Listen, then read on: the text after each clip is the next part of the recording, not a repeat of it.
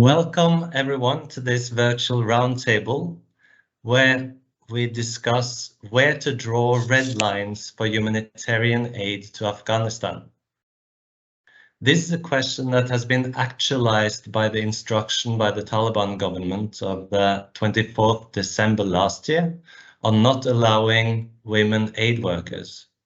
But it is, of course, also a question that has been with us for decades, both in Afghanistan and elsewhere. The Taliban statement was later nuanced to allow women health workers and teachers, and also supposedly exempted UN agencies, although they also rely on local partners. According to UN OCHA, the Taliban is currently working on more concrete guidelines on this issue. So our discussion today is also relevant for the question of what sorts of guidance or guidelines from the Afghan authorities that would be acceptable. So while there is this development, there is still a debate raging within and across humanitarian organizations on exactly how to respond to this situation. Should they suspend their operations in protest? Or should they try to get as good a deal as possible by collaborating and negotiating? In practice, this question is already reflected in decisions and negotiations across the country, but it remains a question whether organizations should also unite behind a more common stance. This question of red lines is also a deeply political question on how to deal with the Taliban regime in general as international actors, whether to recognize it as the legitimate authority of Afghanistan or to seek to undermine its political and military grip. This is the political question of the Taliban. As such, humanitarian arguments intersect with political considerations. But this webinar today is part of a more general exploration of the ethics of humanitarian action and the ethical dilemmas in humanitarian negotiations in particular. Ethics is different from humanitarian strategy and from international politics by focusing not on what is best for humanitarian agencies or what leads to the best political results, but what is best for the people affected by the work of the humanitarian organizations. It's about what is morally right and wrong, all things considered. As we will see from today's discussion, there is not a single answer to this question, so ethics doesn't come with an answer. And while some see humanitarian agencies as the quintessence of morality, and it's all about just letting them doing their work, others see them as part of a political problem that requires other solutions than humanitarian action. As such, we come to the question of red lines in humanitarian aid to Afghanistan from a more general perspective on what the aims, roles, and principles of humanitarian policies should be in general, and how one should relate to situations such as the one in Afghanistan. Currently, countries like Myanmar, North Korea, and Syria, perhaps Ethiopia, come to mind, although these are obviously very different settings, and the point would not be to draw conclusions from Afghanistan to Ethiopia, but to help thinking about the relevant arguments, the relevant considerations, distinctions that will play out differently in these different cases. So, in order to help us thinking about this problem, both relating to Afghanistan, but also reflecting the general questions about red lines in humanitarian action, we have two leading thinkers with practical experience with us to present arguments for and against halting humanitarian aid in Afghanistan. First, we have Dr. Hugo Slim, who's a senior research fellow at the Las Casas Institute at Blackfriars Hall at the University of Oxford, and is also an associate of the Oxford Institute for Ethics, Law and Armed Conflict at the Blavatnik School of Government. Slim was the head of policy and humanitarian diplomacy at the International Committee of the Red Cross, and he has also worked as a frontline humanitarian in different settings. Holding a PhD in Humanitarian Studies from Oxford Brookes University, his most recent books are Solferino 21, Warfare, Civilians and Humanitarians in the 21st Century, and Humanitarian Ethics, a guide to the morality of aid in war and disaster, that both speak directly to this question. Second, we are so fortunate to have Mukesh Kapila with us, CBE and trained as a medical doctor. Kapila works as a professor of global health and humanitarian affairs at the University of Manchester and is a special representative of the Aegis Trust for the Prevention of Crimes Against Humanity. Amongst his many previous positions, he has been the Undersecretary General for National Society and Knowledge Development at the International Federation of Red Cross and Red Crescent Societies. Kapila is the author of 2 books about genocide, Against a Tide of Evil and No Stranger to Kindness. And he has also engaged in this question of whether to halt or not aid to Afghanistan, as well as a lot of other questions on his blog and on various other sites.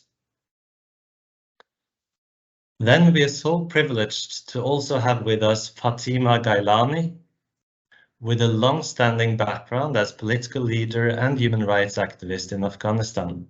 She was president of the Afghan Red Crescent Society between 2005 and 16, and is still on their board, and she has participated in negotiations with the Taliban. She also has multiple other roles of relevance to this debate. Gailani will share some introductory reflections on Slim and Kapila's arguments before we open the floor for discussion. I already have some names on my list to get the discussion going, and you may then raise your electronic hands to enter the debate. My name is Kristoffer Lidén. I'm a researcher at the Peace Research Institute Oslo and the Norwegian Centre for Humanitarian Studies, and my background is in philosophy and ethics. And this webinar is organized by the Norwegian Centre for Humanitarian Studies in collaboration with PRIO, the Oxford Institute for Ethics, Law and Armed Conflict, and the Institute for International Law, Peace and Armed Conflict at Ruhr University Bochum. And while it's not explicitly in their title, all these 3 institutes also do terrific work on humanitarian action and policy. Finally, just before we start, I would like to commemorate the victims of the terrible earthquake in Turkey and Syria that just happened this week, also given the topic of our roundtable. And with this, I'd like to give the word to you, Hugo, please. Kristoffer, thank you very much indeed. And it's a pleasure to be here, and thank you, PRIO, and thank you, ELAC, for organizing it. It's also a pleasure to be arguing with Mukesh. Mukesh is one of the rare individuals who's really made a truly global contribution to humanitarian aid in his career, both from the British government and the UN, and then in his teaching and advocacy life. It's also lovely, actually, to see other people here. It's lovely to see Fatima here, who I used to know from my Red Cross days. And it's lovely to see Temriz here from Karachi as well. And of course, it's lovely to see some old Geneva friends as well, although they're probably frenemies rather than just simple friends now, because what I'm saying. But it's great to see you too. So let me start by acknowledging that this is an extremely serious topic, and I understand very much that lives and families are at stake when we discuss it. And what I'll try and do is give 4 main reasons why I think international donors and agencies should think really seriously about an exit of some kind. And then I'll also give what I see as a possible way forward. But first, I need to address an elephant in the room. Because, of course, I am, it seems, at a major disadvantage, because I have never been to Afghanistan. So I do not understand Afghanistan. And this, of course, is probably true. But I would like to see this actually as an advantage as well, because it means that I look on Afghanistan from Oxford, and I do not share the 30-year accumulated mindset that comes with a lot of Afghan policy and a lot of Afghan humanitarianism. I don't share the entrenched thinking of the Afghan set. And so in some ways, perhaps I'm a frog on the outside of the boiling pot, and I may be watching frogs inside the pot, quite happy, getting warmer and hotter, doing more deals with the Taliban, more compromises, cutting the kebab or the salami ever shorter in their deals over immoral policy. And maybe I'm a frog on the outside saying, it's getting really hot in there, and I think you should probably start getting out. So I hope there is some advantage in having never been to Afghanistan, but you must decide. First, I want to give my reasons, and my reasons are not really to do with the ban on women in humanitarian agencies, as Kristoffer was saying. My reasons are on the much wider ban on women and girls per se. So let me give my 4 reasons. The first one is, in my view, the exceptional nature of the Taliban's policy to persecute women as women, to persecute women for being women, for massive human rights violations in their policy, to effectively deprive women of education, of jobs, of the fulfillment of their full humanity as human beings, and to deprive them of access and freedom to public space. And this is evident in, of the 88 edicts of this emir, we have seen 55 with negative consequences for women. And in my view, this is a widespread crime against humanity, women's humanity, and it affects 50% of the population. And this must continue to be called out and described for what it is by the international organizations and the governments around them, and in my view, by the United Nations and others. It cannot be compromised with. And if this were any other group that was being persecuted like this, if it were Muslims, if it were Hindus, if it were Jews, if it were men, if it were children who were being banned from public space, deprived of education, deprived of the freedom to have a livelihood, deprived of their humanity, I have a feeling we would be in a different discussion. So I'm not a cultural relativist on this problem. I don't say, oh, this is how the Afghans are. I think my form of ethics is that there are things which are absolutely wrong for a Pathan and for an Englishman. And this is one of them. You cannot persecute women in this way. So that's my first reason. I think this is a really extreme and exceptional case, and we cannot start slicing the salami or the kebab on this issue. Secondly, my second reason is about propping up the Taliban's status quo. We all know humanitarians always work under wicked regimes with an inevitable element of complicity. Complicity at one end of the spectrum. We give them recognition. We cooperate with them. We show them obedience. And we compromise with them. That is being complicit on a certain level of the spectrum. But when our aid system is so big, as it has become over 20 years of phenomenal financing in Afghanistan, this limited complicity can go too far. and become much more substantive contribution to propping up that regime. And I think that's what we're seeing potentially in Afghanistan again. This aid-funded welfare system, which effectively props up bad and negligent government.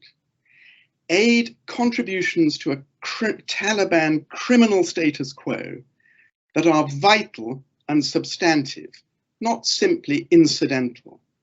So what I'm arguing is that the significance of international aid's contribution to propping up the Taliban's criminal government is too much now. It has to be reduced, whatever happens. It's not just an incidental contribution to their governments, it props them up and does their work for them. So aid's embedded function in health, education, food is now too big, and it's a substantive contribution to complicity, in my view, enabling that government to enact all sorts of appalling legislation.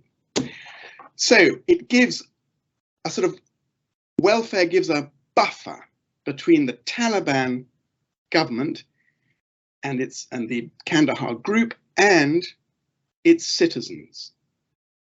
And that buffer, the Taliban does not deserve. It needs to have its citizens facing it directly and challenging their responsibility for the conditions they are in.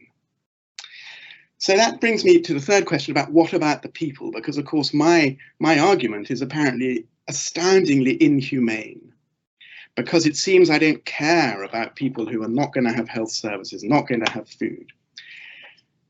And here to start with, I am suspicious from a distance of the great catastrophic narrative of international humanitarians.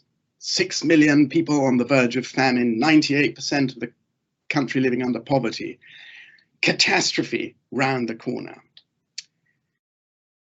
I'm suspicious of this. This is a 20-30-year aid machine we're talking about, and the Afghan aid machine needs needs. It has a 20-year momentum, a 20-year habit, a 20-year way of working, and it needs to prove the needs to keep that machine going. And I may be very, very wrong here, but I suspect it is exaggerating. So I think more space should and can be given for the poverty that exists to challenge the Taliban as responsible and not challenge the international aid system as responsible. So I think this is another reason for international aid to get out of the way and step out of that buffer between Taliban rule and people's suffering. The fourth reason I give is about global impartiality and political responsibility. There are, and Mukesh knows this really well because he expanded and managed the British aid budget. There are limited aid budgets and many needs. Therefore, there is a question in this issue, not just about Afghanistan, but about global distributive justice. Western governments can choose other crises, and they may have an obligation to prioritize other crises. So we have to look at global fairness, is what I'm saying. There are also many other significant powers in this region, massive powers like China, India, Pakistan, Iran, and interested powers that are extremely rich like Qatar. They too have political and humanitarian responsibility and human rights responsibility. And it may well be that in this region, they are the people that should lead on these questions. And the West has been defeated in Afghanistan by the Taliban. It should probably now retreat in all ways, including its aid money, and look to others in the region, in the political neighborhood, to take responsibility. So in my view, looking at places like East Africa, the new earthquake catastrophe in Turkey, the deteriorating situation in West Africa, there are many other legitimate calls on Western aid finance, and Western budgets, Western politicians are morally entitled to choose. And that just leaves the question of so-called residual obligations. The question of, but like many of you have really close relationships with people you've been working with for decades here. What do those bonds mean? What does the fact that, you know, the West and Western money invaded Afghanistan, attacked its people, killed its people, created much of this instability with the Taliban? What obligation does that leave? Special obligations of repair? My view is that these do not hold at the moment, because you should not have to ask someone to repair something in a context which is fundamentally breaching a core moral value, which is the equal rights of women and female humanity. So in my view, those obligations are cut by the outrageous, wicked, anti-women policies of the Taliban. So in the last 2 minutes, just a way forward. My view of the way forward is we need to reframe this crisis. There's too much leftover war mentality, military war humanitarianism thinking. This is not a war. It is now a human rights emergency for women and a state of chronic poverty for the country. Humanitarian aid is not the right tool. Much better would be that donor governments find new ways of working with progressive national and local organizations and good, solid, respected organizations like the Afghan Red Crescent. And my view is that we need to dismantle the global war on terror, humanitarian industrial project, whatever people want to call it, dismantle that international model and its infrastructure and its habits, and create new, much more developmental, supportive, catalyzing aid, so that it is not business as usual. So I hope this gets us started. Thanks a lot, Hugo. And I will now pass the word directly to you, please, Mukesh Kapila. Thank you, Kristoffer, and thank you, Hugo, and good to see many friends, old and new, and the old ones look a bit older and worn out a little bit, but I guess that is normal, and the young ones will get old as well. Now, I think what we are not disagreeing on here is that the Taliban policy is indefensible, terrible. It is certainly exceptional on a global level of spectrum of horrors, even, and it is not a matter of dispute that it is wrong and unacceptable. That's not an issue. The question is what to do about it, really. Well, for me, I come from a kind of health background, and so that's inevitably distorted my perspective on policy making. So I'm going to come at this from the angle of policy making, partly actually from having been in government, where your sole job is to make difficult policy decisions which will please half the people and annoy the other half. And then secondly, it comes from the perspective of having been inside Afghanistan on different reincarnations, first heading the British aid operations there, then as special advisor to UNAMA when Brahimi was SRSG, and then in Red Crescent days, and having actually negotiated, as Antonio and so on will know when I came across him, with Taliban 1.0 in Kandahar in the early days when we went through some of the same arguments before many in the last millennium. So my approach to difficult policy making questions is the first question is my proposed policy going to be effective? So if my intention is to get these terrible Taliban to change their mind by taking away my aid ball and play elsewhere and leaving them bereft, and this is somehow going to make them come back to a kind of more sensible path.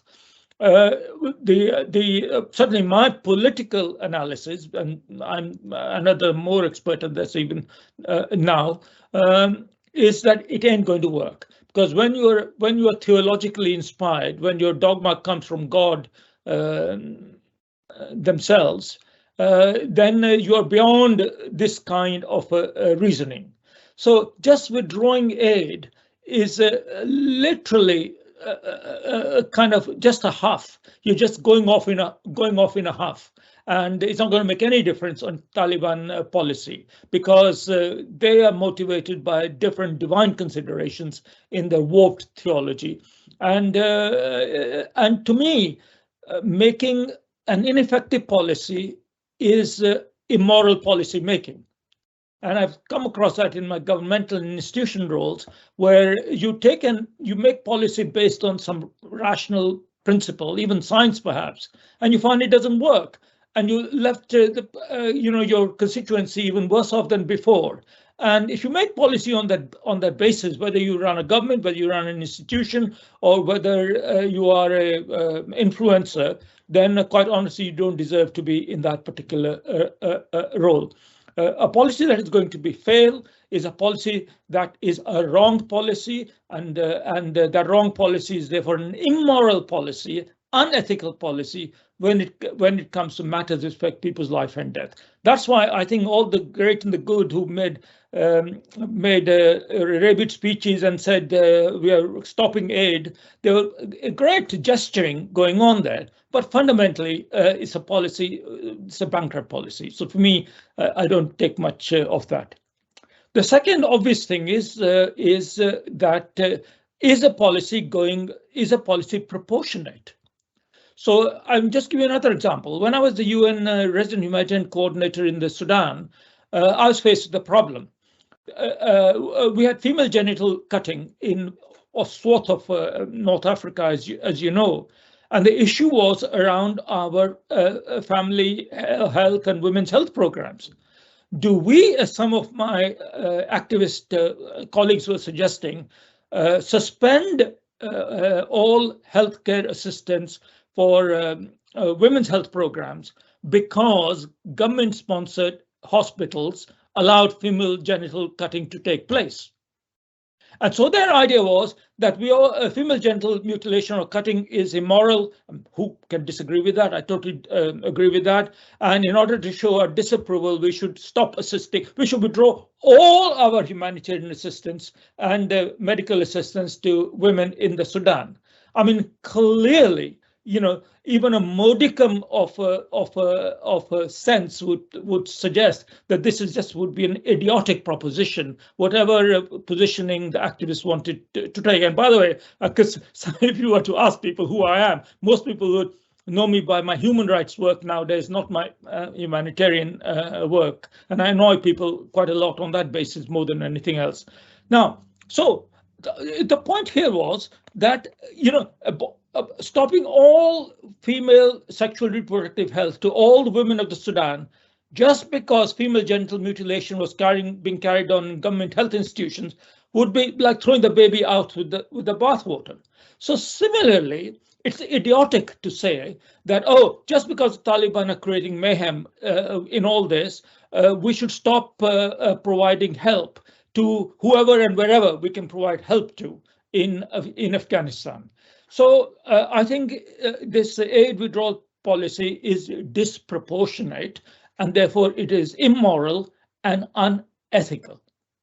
My third kind of argument would be that have the subjects of this policy continuing aid or withdrawing aid, have they been consulted? I mean, here coming from a medical background, one of the things we are taught is, and especially having been medically educated in an elite institution like Oxford, where we used to treat our patients like some kind of interesting medical puzzles rather than anything else, is that you have to consult the patient before you administer that cancer drug that is going to make all their hair drop out and worse and prolong their life by 10 minutes, to see whether or not we should do something.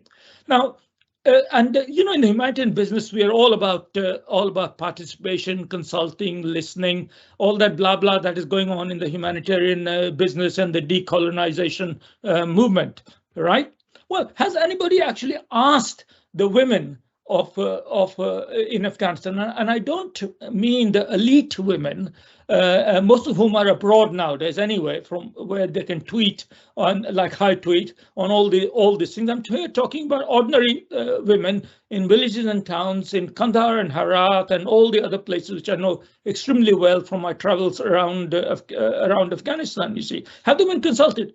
Do they want all aid suspended for their fathers and mothers, children and daughters, and their communities, just because they can't go to work?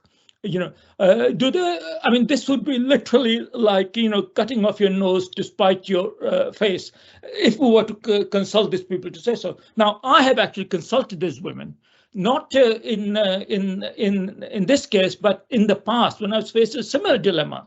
Do we suspend all education aid to Taliban, to schools in Afghanistan, just because they would only educate boys? And when the women told me, when I consulted them, that no, please, for God's sake, you know, our boys are growing up like the Taliban. We want them educated. And no, we don't want them educated by the Qataris and the Pakistanis and all the rest of them who have created the problem in the first place with their version of education under Taliban 1.0. I'm here talking about, if you like to see. Please carry on. And we know that many of the women actually were supported to do homeschooling and many things. So absolutely not. I would say if you were to do a poll of women in Afghanistan, you would find that a very tiny minority would say, please suspend all aid just to show your solidarity. There are many ways of showing solidarity, but this is just a gesture by Western, Northern, often Scandinavian, I'm sorry to say, you know, and woke warriors, as opposed to asking the people. And I'm very confident on that. Maybe somebody can actually do the research on that. My fourth argument is that we have to be consistent in our approach. Now, I know perfectly well, having worked in the humanitarian system in the UN, in the Red Cross movement, as well as in other ways as a donor, is one thing you can be certain of is that humanitarians are not consistent. You can be sure, as we're seeing now, for example, many of these humanitarian agencies who were ranting and raving from the parapets when the first edicts came out, they sneaked back in. You know, they're quietly working away because they knew what we all know, that the Taliban have not been to MBA courses. They've not, thank God, the management capacities are weak. They've not had the capacity built. And so, you know, you go to different parts of Taliban, you go to different districts of Afghanistan, you'll find different practices. And Taliban, and I have no love lost for them, let me assure you, you know, there are very clever ways of getting around them. And there's a lot of diversity that is taking place. So many of them, you see this from the public pronouncements of the great and good humanitarian agencies. They're, you know, they're going back, working here, working there, finding ways, and so on and so forth. And the Red Cross, Red Crescent never withdrew, and rightly so. I would have been deeply offended if they had, and the UN agencies who were not directly targeted by this particular policy have quietly moved on. And I'm speaking to a World Food Programme colleague only recently, and he was telling me what the shenanigans they're getting up to keep working. So we don't have a consistent approach, and the Taliban are not stupid. You know, they know that the divide and rule, which the humanitarians themselves have within their own empire, and is exploitable by others, and I've seen it elsewhere in Ethiopia and such like. That the morality and the ethical argument falls away when we behave immorally and unethically. And there are no red lines anywhere because we are crossing the red lines all the time, everywhere. Now, maybe it's time to make a stand. But what I would argue is that I don't understand the moral or ethical basis of making a moral stand on the bodies of the weakest people on the planet. If you want to make a moral and ethical stand, at least pick a target your size. Don't go for those who cannot speak, those who are often the weakest. They're not the weakest, they're the strongest in many ways because they survive, but very often, they are in weak position. And, so we can battle and battle for our principles and our morality and our ethics and posture, on the global level, because you don't have the courage to actually take a red line where actually there's a risk to us and so on. Finally, just to refute one or two arguments of my friend Hugo. Firstly,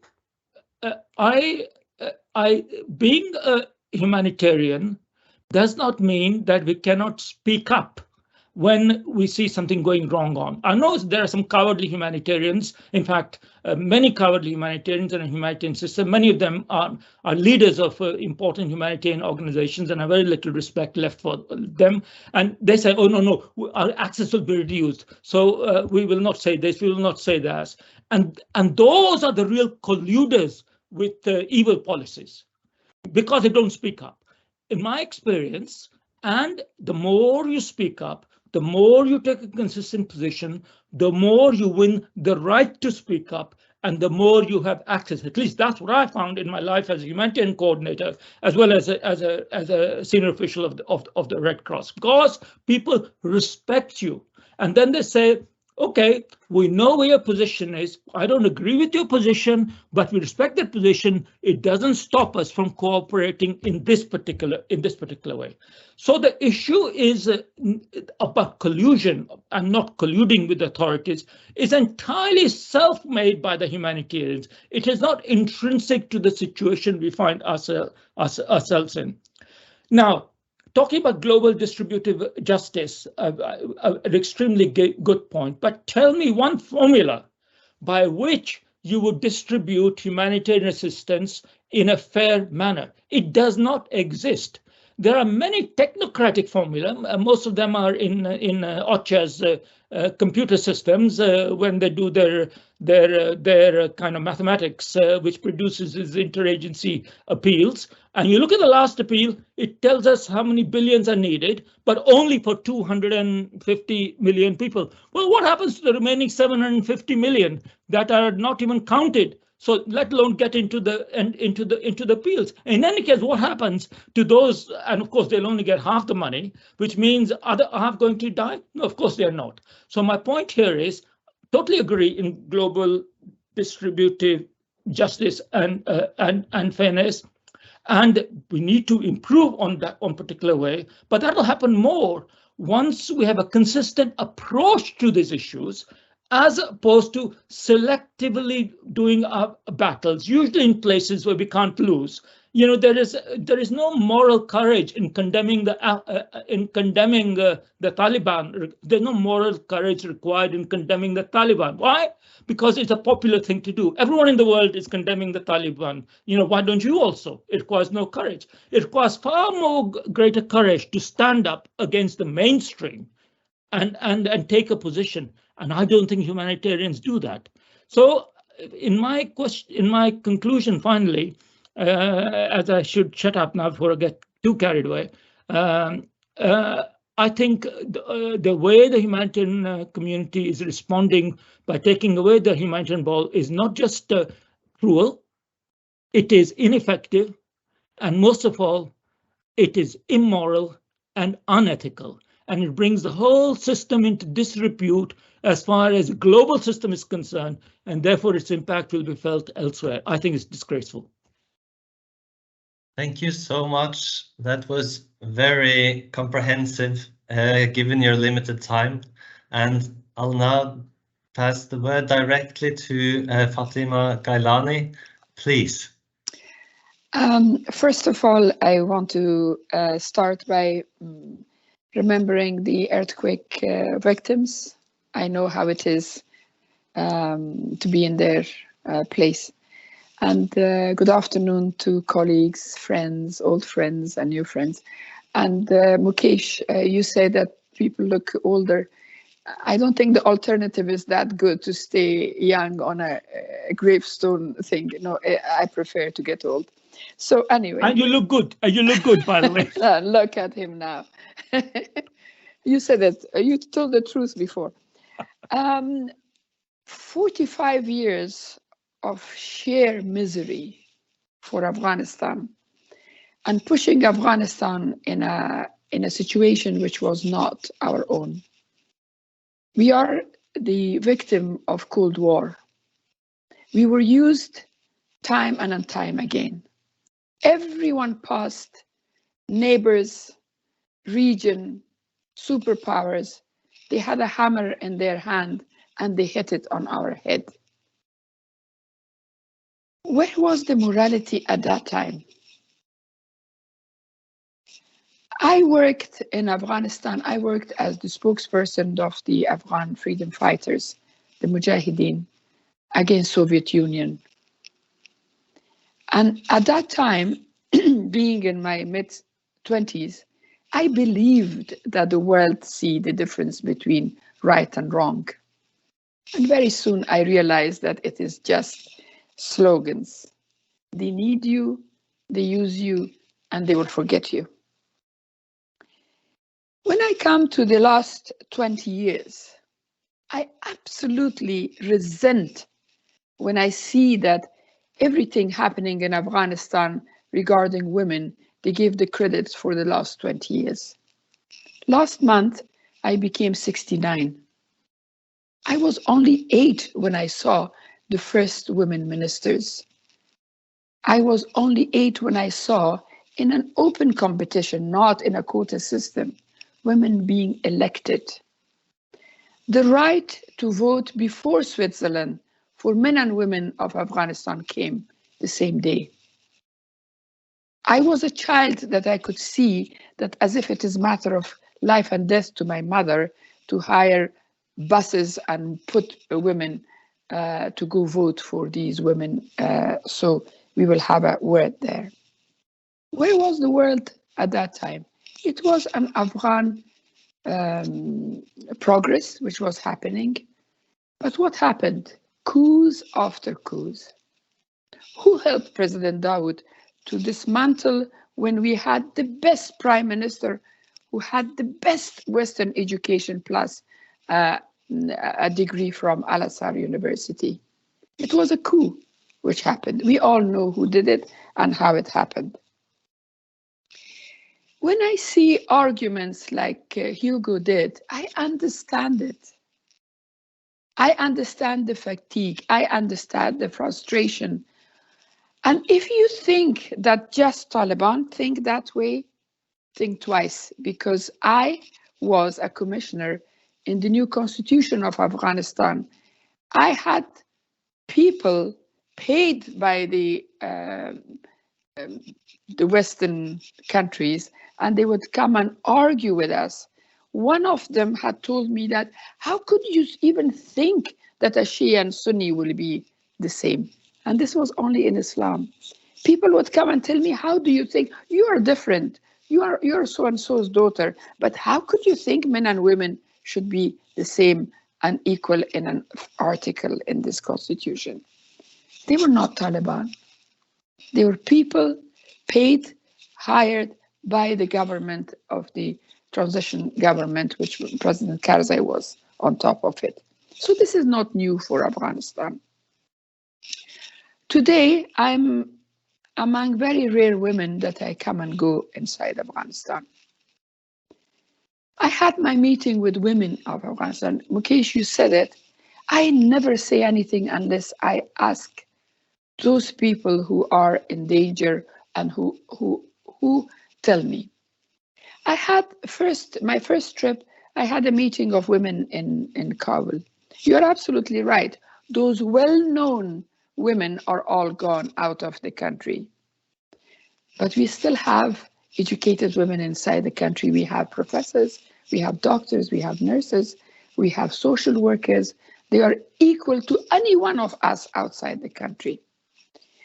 The second trip, I invited more than 20 people, 20 women from all over Afghanistan.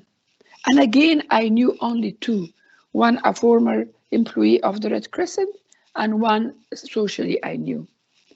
I asked them that how do they feel? The first thing they said, that you don't know us because we were not activists, we were professionals. We were professors, we were doctors, nurses, teachers, and we never bothered because we had those activists. And where are those activists today? They ran away with first wind of danger. They all left the country and they left us alone. And this time, we are not going to rely upon them. So, in Afghanistan, we have more than 16 million, 17 million women. Are we able to take all women outside Afghanistan?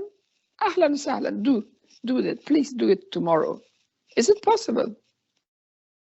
Maybe Afghanistan doesn't deserve to have women in it, but it is an impossibility. We have to stay there and insist and insist and insist until things goes right. Recognition or not recognition, Afghanistan, as much as it hurts an ordinary Afghan people, it has a procedure. No one, even those women inside the country or men inside the country, will want Afghanistan to be recognized without those procedures, without those things that we heard in Qatar, and it was signed and it was promised to be fulfilled.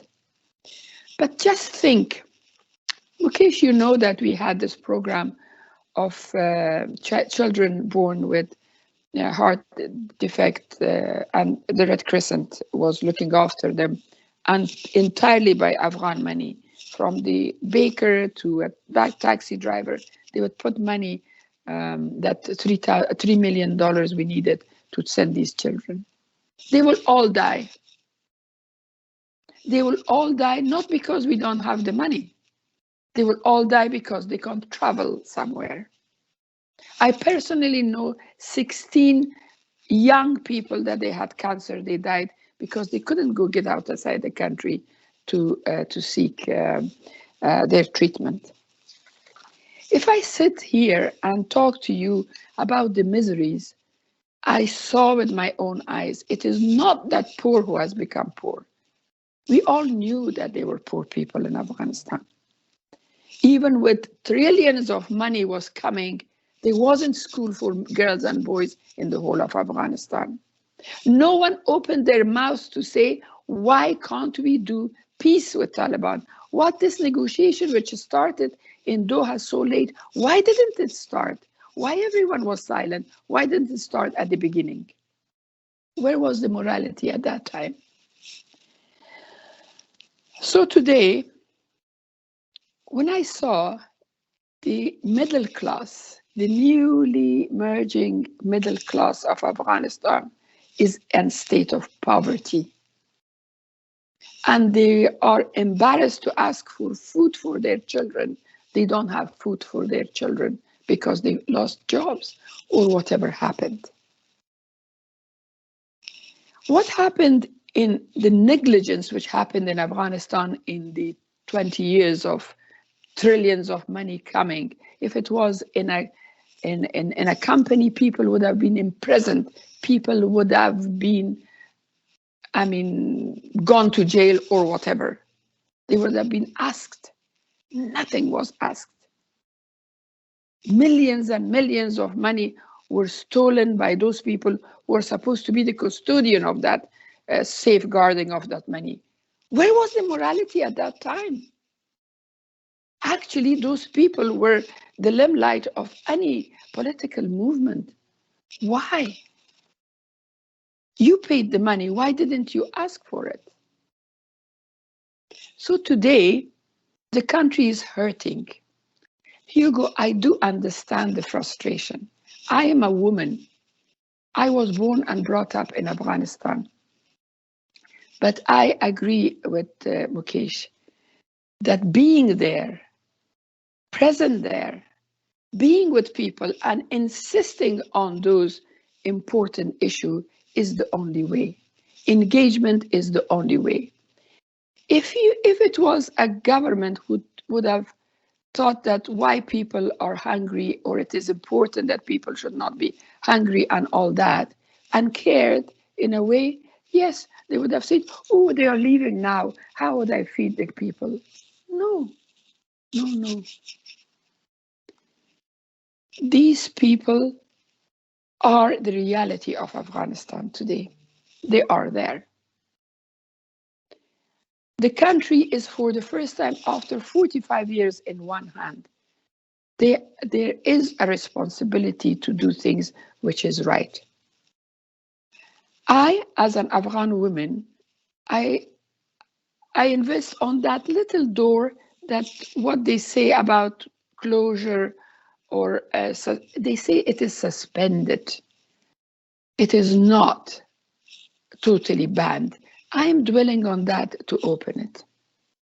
When I was a peace negotiator in Doha, every day we had 4 or 5 at least, and we had to split, Zoom call and the offer of help from the Western world, all over, as far as Australia. 1 from Pakistan, a Muslim country, 1 from Indonesia, a Muslim country, not a word. And today we need them, because the closure of the school for women is against Islam. If we talk Islam and Sharia, on one hand, God, in my holy book, chooses to say, Iqra, the first order, read, learn the art of writing. And on the other hand, someone comes and closes the school to me. What is the difference between this or shoving food in my mouth when I'm fasting, or when I'm praying to stand in front of me? None. But where is the Muslim voice? Where are they? Why this double standard? So I want to make it short. I strongly believe, and this is not my message, this is the message of men and women, and especially the young generation of Afghanistan. For God's sake, don't leave us alone. 2, everything, as Mukesh said, you send, renew that same thing, that what is wrong, what is right. I believe that today's Afghanistan needs, Afghanistan probably all the time needed out of the box approach. We need to properly look into Afghanistan. The languages, tribalism, even within the Pashtuns, one tribe and the other, all this needs a proper study. Unfortunately, we don't have time. We have to go quickly and fix these things. But if one sentence with a big line under it, engagement, and insisting upon the values. Thank you. Thank you so much for sharing this. And at this point, I will open up the floor for discussion. Okay, thanks very much, Kristoffer. Just cut me off whenever you need to, because this is a very passionate subject for me as well. Thank you, everybody, for your views. I'd just like to very quickly comment with 3 perspectives. One, as a global development professional and women's rights activist that I've been for the last 30 years. Secondly, as a woman myself. And thirdly, and here is the very, I guess, complicated part, as a Pakistani. So I am a neighbor to Afghanistan. I have worked with Afghan refugees in Karachi. I interact with them have over the years, I am fully aware of the responsibility that my country has in where Afghanistan is today, which makes this issue much more complicated than it actually is. But I think on a development level and professional level, I just like to first raise a couple of points very quickly. One, I think we need to differentiate between development aid and humanitarian aid. As a professional who's worked in both areas, I think those are two very different things. And I think development aid has shown its failures, its abject failure and its culpability in where Afghanistan stands today, not just Afghanistan, many countries of the global south. And humanitarian aid, I think, is a non-negotiable to me, whereas development aid, you can perhaps make an argument to end it. I know that's my line now after having experienced the sector for so long. Secondly, I think the whole idea that, Hugo, you raised the point that Afghanistan perhaps moved to more legitimate cases around the world. I would vociferously object to that, because how do you decide what case of humanitarianism is legitimate and what is not? I think ethically and morally, that's just a question you don't ask. Every case is important. And in Afghanistan's case, like Fatma Khanum says, it's been over 40 years. We're not talking about something that's just happened a few days ago. We're talking about 40 years of pain and hardship. So I think keeping that into perspective, as well as the history, the geopolitical history of the country, I think the idea of ending aid is not just immoral, but I think it doesn't match the humanitarian ethos. Because we all talk about, having to be there, having to assist people. It's all about saving lives. Well, you still have to save a lot of lives in Afghanistan. You can't just get up and go. But I would also like to raise the issue that Fatma Khanum also raised about the Muslim voice. And I speak here now as a Muslim and as a Pakistani. We have been complicit in the situation in Afghanistan for decades. Many of us do not accept that. I do. The fact that our silence and our complicity, our political complicity, has led to the situation where it is today is not just something that we see in Afghanistan, it's something we see in Pakistan as well. We're going towards that direction, very quickly. So putting ourselves into that position, we don't want to be in that position. If somebody turned around and told us, well, we're just going to leave right now and leave you in this abject misery, how would you feel? How would Ukraine feel? If you said, I'm sorry, this is between you and Russia, we have absolutely want to have nothing to do with it, we're leaving. But I think the whole Muslim question is very important. As Muslim countries, we have not done enough. I know Hugo's been very vocal about this, and I completely agree with that, but I think there's a lot of history and politics behind that as well. But I absolutely agree that we need to do more, much, much more. And I think that might be the solution we're looking for to oppose Western imperialism and hegemony, as has been the case for 40 years. So very quickly, it's not a black and white issue, but if you want to make it black and white, I would go for Mukesh's side. You cannot abandon Afghanistan. You cannot. We as Pakistanis have abandoned Afghanistan. And look at the state we're in. You just cannot do that. So I'll stop right there because I saw Kristoffer's time out. So yes, sorry for giving you so short time, but I'd like to give everyone the chance. Thank you. So Francois Grunewald, please, and please also introduce yourself. Good afternoon to all. Do you hear me well? I am in Central Republic of Africa, so the connection might not be too good. Do you hear me well? Yes, okay.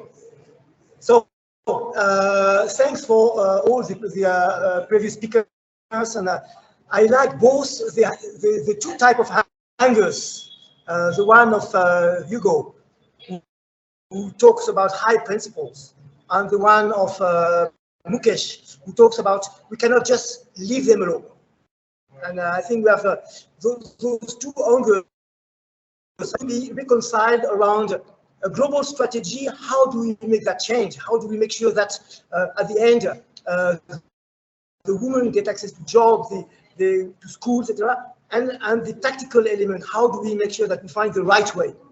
for those of us who have been working during the Taliban in the previous period, in the early 90s, mid-90s, 96, I was in Kabul when the Taliban took over Kabul.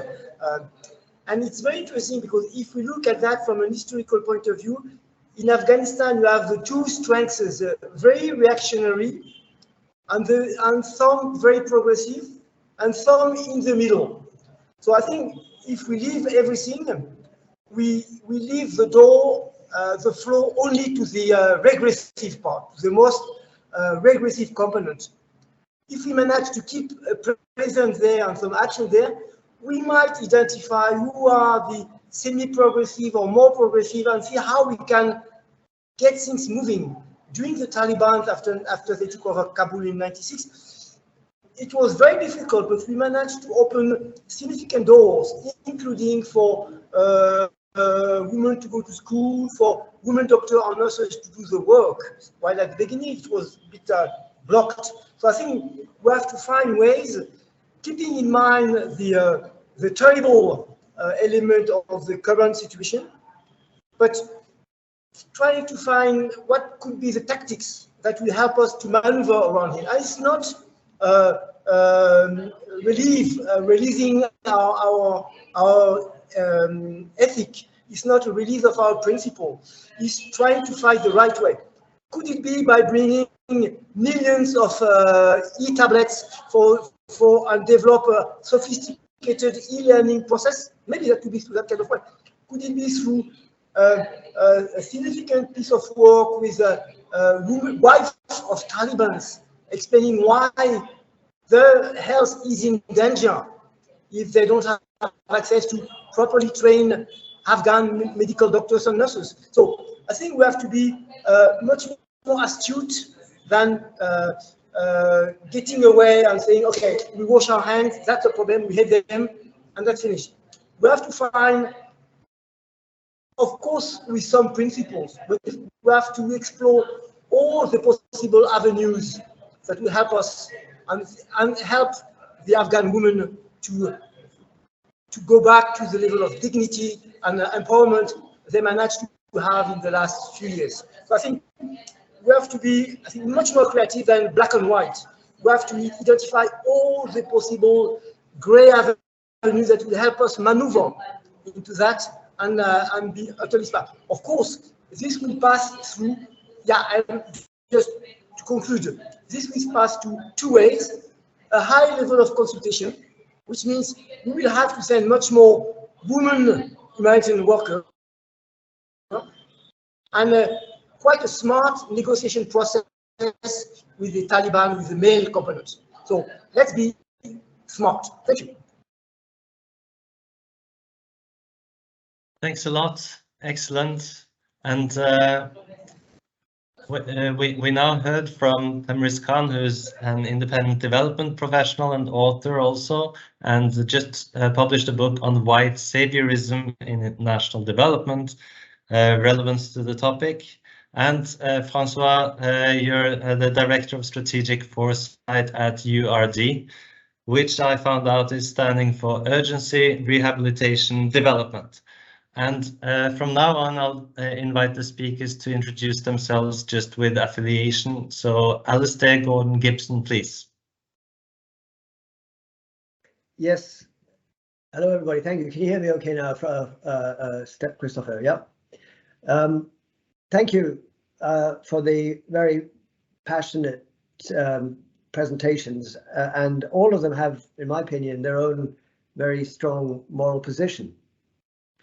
The question for me, and to introduce myself, I'm now an academic working with the University of St Andrews, studying international relations and particularly issues around the humanitarian identity in conflict and crisis. But I have spent 25 years working on the field, mainly with the Red Cross, the Red Crescent movement. So I'm approaching my own research now with that background, and I hope it'll be relevant, because this dilemma, this compromise, this dilemma, moral dilemma, is nothing new. Of course, one of my earliest interventions on the field was in Goma in 1994, following the massacres in Rwanda that year. And the great debate amongst us then was, should we stay assisting what was in effect a community that included the people who had perpetrated the genocide, and this was the big debate then. And I think only one agency at the time did decide to withdraw, and that was MSF France. So my question in my research is there a middle ground? There is no black and white answer, as everybody I think has concluded. But is there a middle ground? And my conclusion is that there is a space, a new kind of space, or a humanitarian space that will allow the humanitarian to be present, but also to distance themselves quite well from these moral dilemmas. It's a space where social anthropologists have defined it academically and culturally as a space where one can belong and not belong, a liminal space. Because it's not a humanitarian option to do evil so that good may come. So we need to have a space where we can remain engaged, and this was the word that I think Fatima Galani included with it. It's important to remain engaged, but where clear red lines can be drawn, and where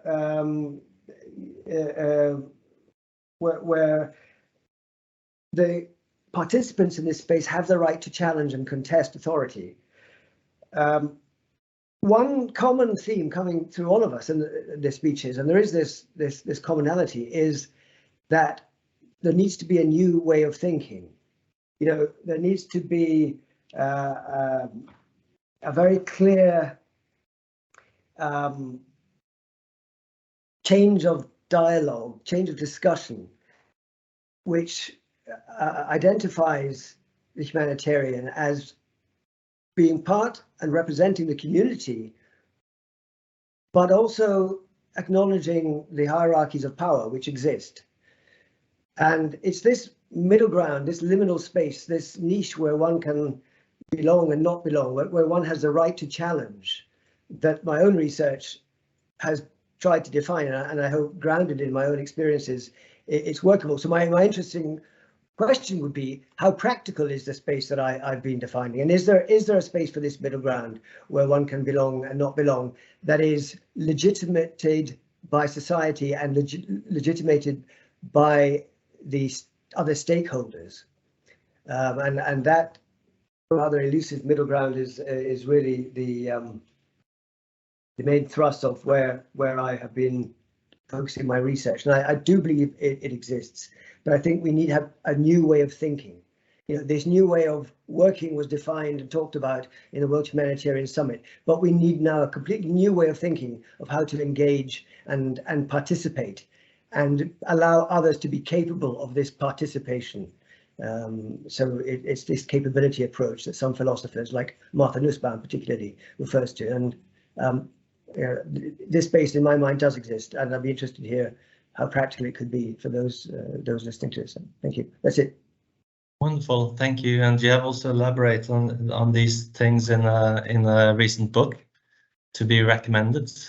So with this, I have now Antonio De Laure on my list, please.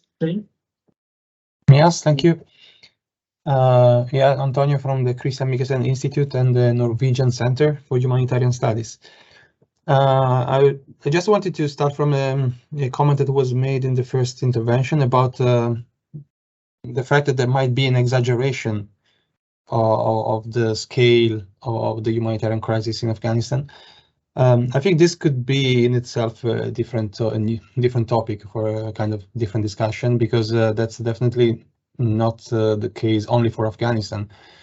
To understand exactly and to define the scale and entities of crisis is the models that are used are far from being perfect. On the other side, I was in Afghanistan in October, and it's impossible to say whether the figures are correct. But one thing that I noticed is that There was definitely not the presence of organizations that I noticed the first time I went there, like in 2005. And this connect me to to the fact that we often discuss the presence or not of organizations based on moral grounds, and I think that is in a way a position that is probably not honest in a way, and even naive to some extent, because whether the large presence of NGOs and organizations are in one country or not is also based on many other factors that are beyond moral stance. And there are political forces that push towards some countries and not others. And so it becomes also a matter of discussion whether organizations should follow this kind of position from the political position from donors, or they should create their own independence in terms of where it is more expressed our need. And because based on simply on the moral ground, the idea that working with the Taliban would be immoral, that probably would apply to most of the contexts where humanitarian aid is implemented. And for the same reason, we should then question, the morality of donors, which I wouldn't take for granted that it's much more peaceful as an argument than the morality of the Taliban. So it's just a matter of including the awareness that there are agendas that may put Afghanistan on the humanitarian map in some periods and not in others, that sometimes that go beyond the will of organizations. And this is something that we have to recognize. Also a quick comment, if I have a few seconds left, on the historical mystifications that sometimes we risk to produce when we depict. I will not say that then, Kristoffer. Okay, thank you. Thanks a lot, Antonio. Next, I have the classroom with Mustafa Koistani. The class, I'm Mustafa Koistani. I'm from Afghanistan. I have lived my entire life in Afghanistan, and currently I'm studying human rights here in Bochum, Ruhr University, Germany. All the class were just sitting for this meeting. We are done with the class. We were just waiting for this meeting. So I've got some comments. First, I can say that we do not have to. We are not here to differentiate between Taliban groups. They are all the same group. There is no moderate group between them. Usually the public perception is like Kandahari group is, the Kandahari fraction is moderate, but they are not like that. We can see the supreme leader sitting in Kandahar and he is ordering executions. He is ordering a woman whipping in the public. And it's happening every day and every day. So we do not have to give these fractions between Taliban. They're all same and they are so radical. Second thing I want to talk about is that we do not have to give ransom to Taliban for who are violating human rights. We are like when a criminal group is taking someone hostage and they are asking you for paying them money. The first thing police telling you is that you do not have to pay them money. We have to deal with them through the logics. We have to deal with them as a criminal. So this is the same thing happening in Afghanistan. About the woman education and woman work, we can say that pretend like tomorrow the doors of the schools will be open.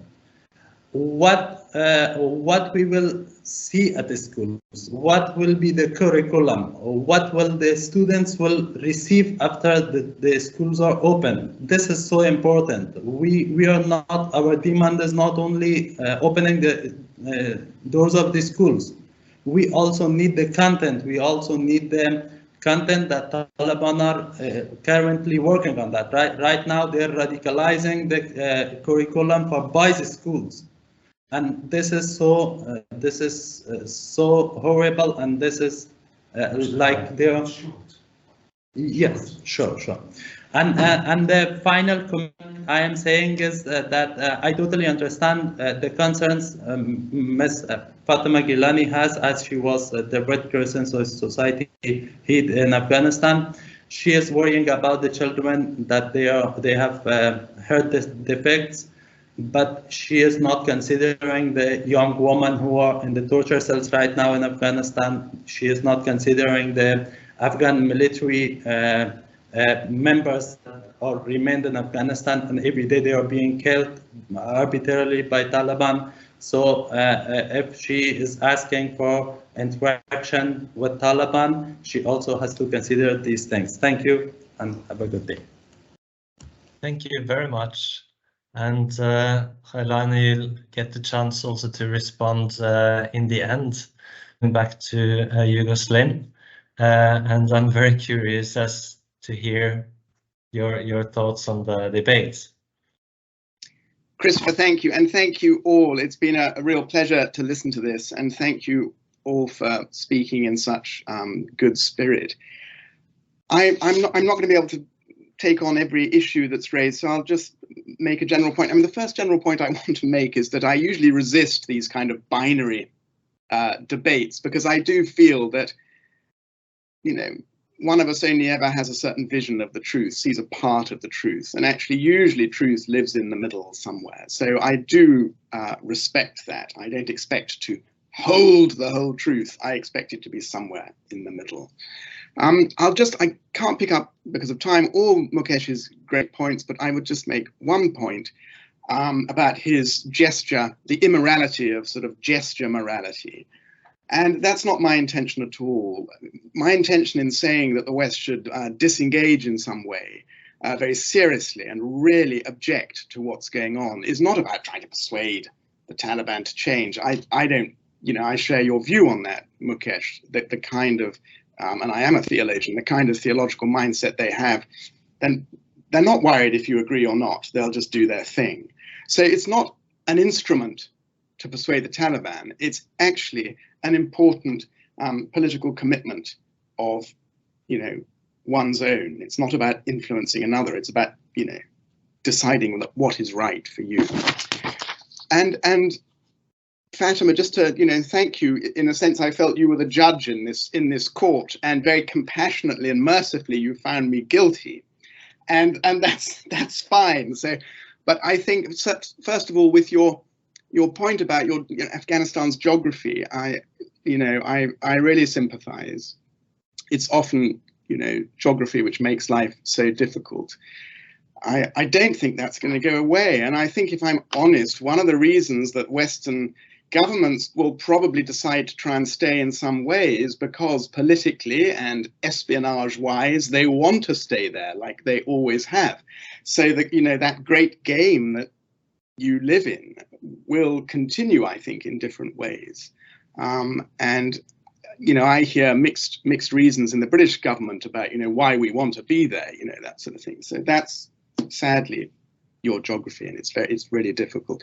I also really hear what you said about, you know, where was all the morality before? Why is suddenly people becoming moral now when they never were before, and using moral arguments? And I sympathize with that too. I suppose if and you're saying being there is the only way, don't leave us alone. So, you know, two things on that. First of all, you know, if you're, you know, a European like me, you know, with governments who give aid money and stuff, you get a very mixed message from people. You get the message that, for God's sake, go away, you've done nothing but ruin our countries and interfered for years, come back, you know, and it's a confusing message, okay? So for us in this sort of part of the world, as the geopolitics changes, we have to make decisions about that, actually. And we have to say, do we want to keep sort of in this yo-yo relationship, or actually, do we realize that self-determination is that? Self-determination is a lonely business for societies. And in fact, you know, everybody's tried to interfere and change Afghanistan in the way that perhaps you and I might like it to change, and it hasn't worked. So maybe you have to do quite a lot of it alone. Okay, and if we look historically about how states are born and freedom is made, it is quite a lonely business very often, and you know that much better than me. But also, if you listen carefully to what I'm saying, I'm not, and this is for Mukesh and you, I'm here to take one side, but if you listen to what I'm saying, I'm saying, in fact, there must be a way for accompaniment in this process. So I don't want to leave you alone. I don't want to sort of stop engaging, but I think it's got to be a new way. So that's where I agree with Alistair slightly. We've got to find a new model of accompaniment. And in my mind, it's not that big humanitarian machine. I think it's about supporting agencies like yours, people around, to self-determine and live that struggle. So I hope I'm not saying abandonment. I'm saying, change the way aid happens, not business as usual, and find new ways to support people. So, and if I go back to the purpose of my original blog, which is probably why I'm sitting here, my concern at that moment, several weeks ago, was to, make a noise and ring a bell very loudly so that the humanitarian community did not sleepwalk into another massive, appalling compromise with the Taliban. And that's what I was dreading at the time. And I'm really glad to see that is not happening. And I really hope that some new form of accompaniment happens. Perfect. What do you say to this, Mukesh?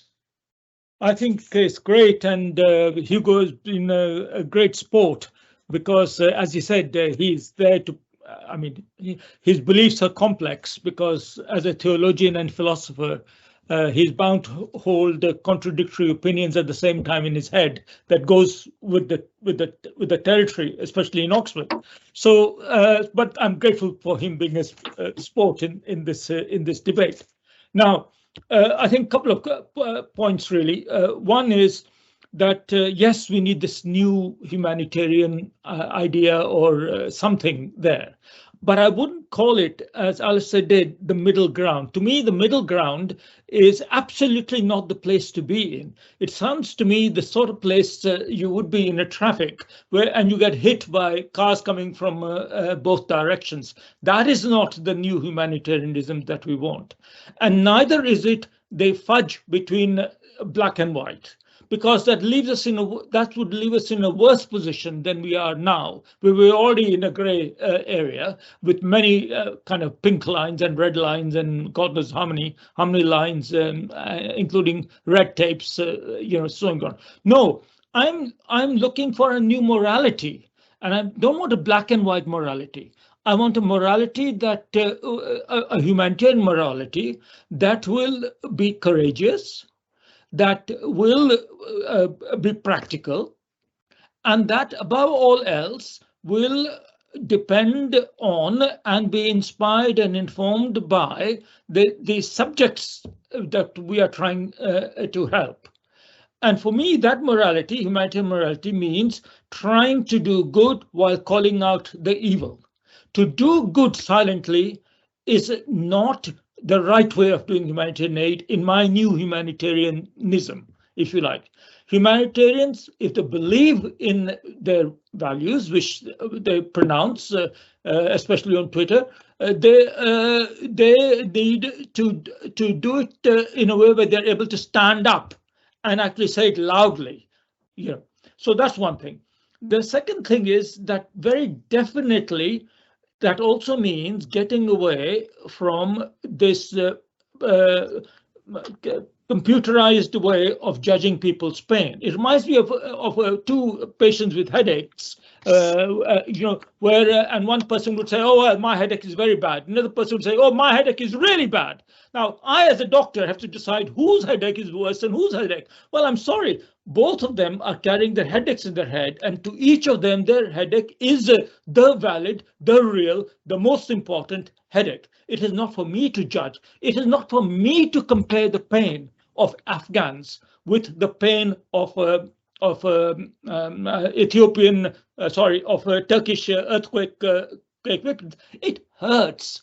And it hurts them most, and they are the best judges of judging that. So the humanitarian reductionist system we are under the self-serving system that, by the way, through which I made a great and generous career as well, I have to admit, whereby we stand and judge the pain of others and then decide, you're more worthy, you're less worthy, I'll give you $10, I'll give you $5, and by the way, here's the needs assessment formula and the mortality rates and the morbidity rates and etc. etc. Huh?